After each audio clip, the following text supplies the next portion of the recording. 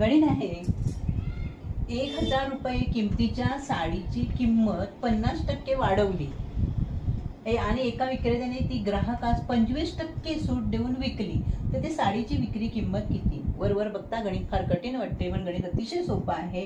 कसं ते बघा. आता त्यांनी काय सांगितले, 1,000 रुपयाची साडी म्हणजे साडीची किंमत आहे 1,000 रुपये.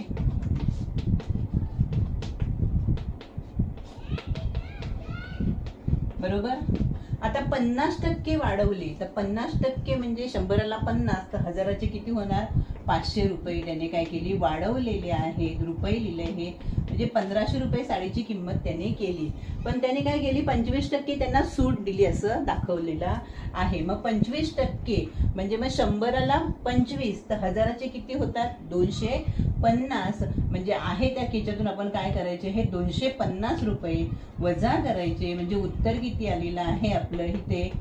1250 हे उत्तर आलेलं आहे.